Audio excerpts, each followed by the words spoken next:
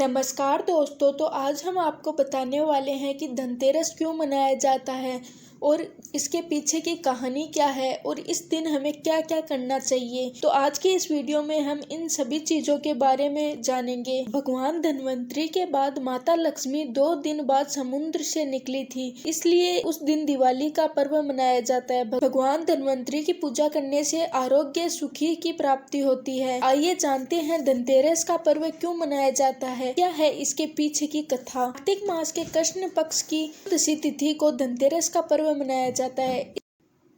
इस बार यह शुभ मुहूर्त 10 नवंबर को है। शास्त्रों के अनुसार इस तिथि को समुद्र मंथन के समय भगवान धन्वंतरी अमृत कलश लेकर प्रकट हुए थे। इस वजह से इस तिथि को धनतेरस नाम से जाना जाता है। भगवान धन्वंतरी के अलावा इस दिन माता लक्ष्मी, धन के देवता कुबेर और मृत्यु के देवता यमराज की भी पूजा की जाती है। इस दिन दीपावली का पर्व शुरू हो जाता है और इस दिन सोना चांदी या नए बर्तन खरीदना बहुत ही शुभ माना जाता है। आइए जानते हैं धनतेरस क्यों मनाया जाता है और इसके पीछे की कहानी क्या है। चिकित्सक के अनुसार भारतीय संस्कृति में स्वास्थ्य को ही सबसे बड़ा धन माना जाता है और इस दिन को राष्ट्रीय आयुर्वेद दिवस के रूप में भी मनाया जाता है। मान्यता है कि भगवान धन्वंतरी को भगवान विष्णु का अंश माना जाता है और इन्होंने ही संसार में चिकित्सा विज्ञान का प्रचार प्रसार किया। इस दिन घर के द्वार पर 13 दीपक जलाए जाते की प्रथा है। धनतेरस 2 शब्दों से मिलकर बना है, पहला धन और दूसरा तेरस, जिसका अर्थ होता है धन का 13 गुना।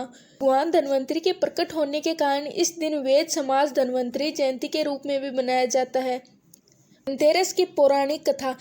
एक बार मृत्यु के देवता यमराज ने यमदूतों से प्रश्न किया कि क्या कभी मनुष्य के प्राण लेने में तुमको कभी किसी पर दया आती है। यमदूतों ने कहा, नहीं यमराज, तो केवल आपके दिए निर्देशों का पालन करते हैं। फिर यमराज ने कहा कि बेझिझक होकर बताओ कि क्या तुम कभी भी मनुष्य के प्राण लेते हो तो क्या तुम्हें दया आती है। तब एक यमदूत ने कहा, एक बार ऐसी घटना हुई थी जिसे देखकर हृदय पसीज गया। वो बताता है, एक दिन हंस नाम का राजा शिकार पर गया था और वहां जंगल के रास्ते में भटक गया था और भटकते भटकते दूसरे राजा की सीमा में चला गया। वहाँ एक हेमा नाम का शासक था।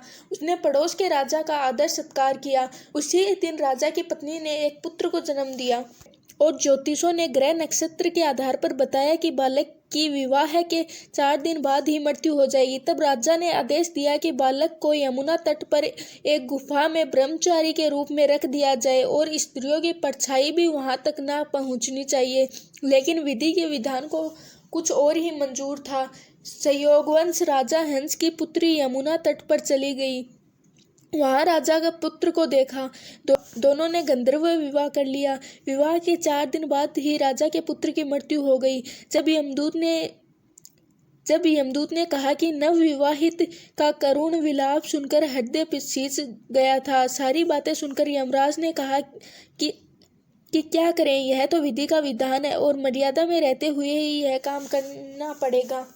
यमदूतों ने यमराज से पूछा कि क्या इसका कोई उपाय नहीं है जिससे कि अकाल मृत्यु से बचा जा सके। तब यमराज ने कहा कि धनतेरस के दिन विधि विधान के साथ पूजा अर्चना और दीपदान करने से अकाल मृत्यु नहीं होती। इसी घटना की वजह से धनतेरस के दिन भगवान धन्वंतरी और माता लक्ष्मी जी की पूजा की जाती है और दीपदान किया जाता है। तो गाइज, आज की हमारी वीडियो यहीं तक की थी और आपको ये जानकारी जानकर कैसा लगा हमें कमेंट करके बताइए। मिलते हैं किसी और वीडियो के साथ।